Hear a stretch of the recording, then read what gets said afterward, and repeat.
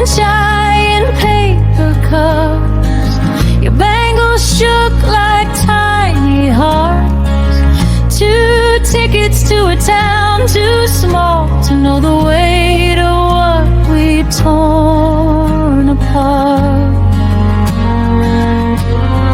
Runaway cinder, still bright on your I'm Mr. Vanny. Welcome to our channel, Crime Chronicle 1. Forbidden romances often do in whispers, stolen glances, and years of quiet defiance. Ravi was 28, Sonia 26. They grew up 3 lanes apart in a small town in Uttar Pradesh, where everyone knew everyone else's business, where love was tolerated only if it followed rules written generations ago. Ravi and Sonia broke every one of those rules. They had been together since college. Long walks that turned into long nights. Promises that sounded reckless, but felt eternal. When their families found out, the backlash was immediate. Threats, emotional blackmail, ultimatums. End this, they were told, or lose us forever. They chose each other. The marriage was rushed, almost secret. Ceiling fan sang its broken song. Just a small ceremony, trembling hands, and the certainty that running away was safer than staying. Though it became their escape. A honeymoon, they told themselves. A fresh start. On the night of the 12th of July 2022, they checked into a secluded beach resort tucked away from tourist crowds. The sign read Paradise Cove. Palm trees swayed under moonlight. Waves whispered secrets to the shore, and the air smelled like salt and freedom. At least, that's how it looked. Inside their room, the silence felt heavier. At 11:47 p.m., Ravi's phone rang. His brother's name flashed on the screen. Ravi hesitated before answering. "Everything okay?" his brother asked. "You guys safe?" Ravi glanced at Sonia. She smiled faintly, though something in her eyes flickered unease maybe, or doubt. "Yeah," Ravi replied. "All good, just tired." The call ended, but the tension didn't. Around 2 a.m., a security camera captured Ravi and Sonia leaving their room. No luggage, no checkout, just the 2 of them walking toward the parking area where their rented car waited. They never returned. The next morning, housekeeping knocked. No answer. The door was open. The beds were untouched, perfectly made, as if no one had slept there at all. Phones unanswered. Room empty. By noon, panic spread. By evening, Sonia's family had filed a missing person report.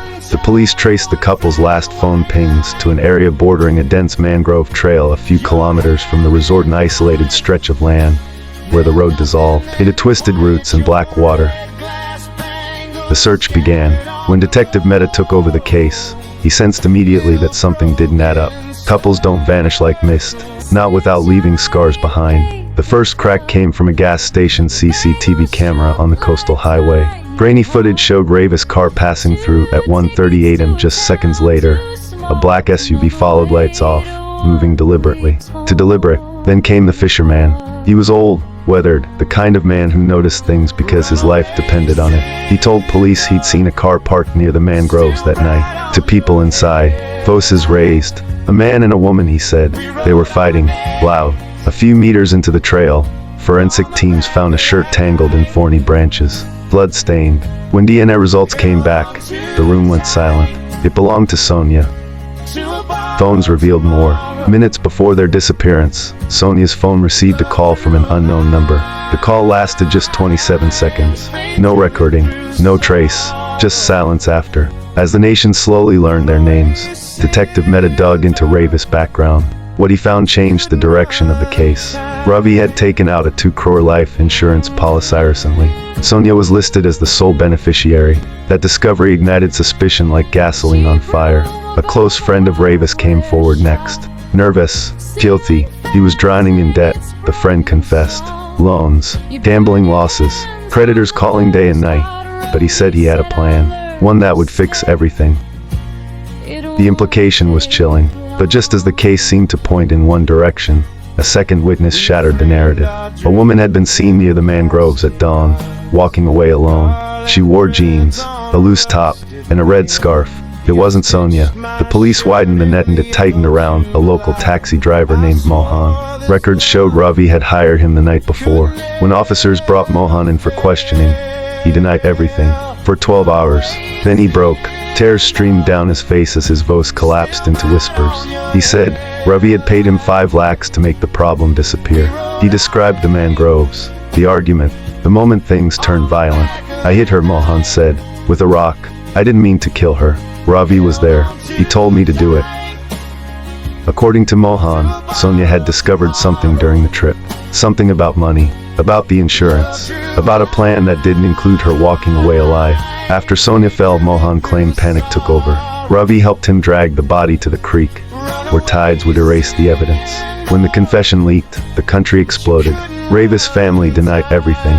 They called Mohan a liar, a scapegoat, a criminal trying to save himself. Weeks later, after relentless searching, the bodies surfaced downstream, decomposed beyond recognition. Dental records confirmed what everyone feared.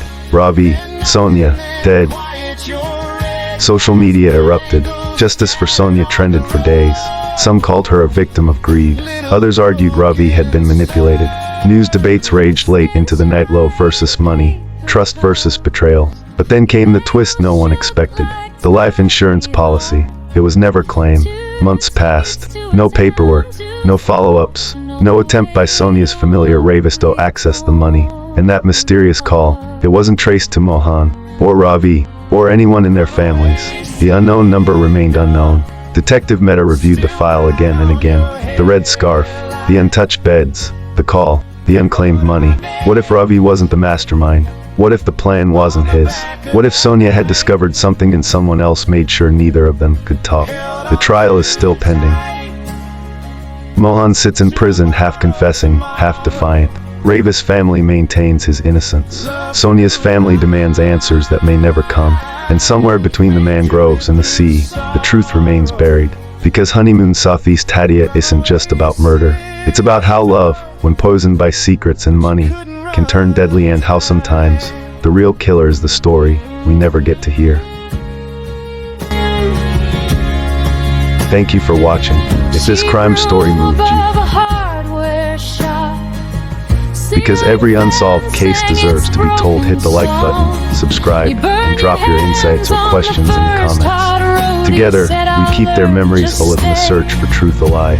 Until next story, stay curious and stay vigilant.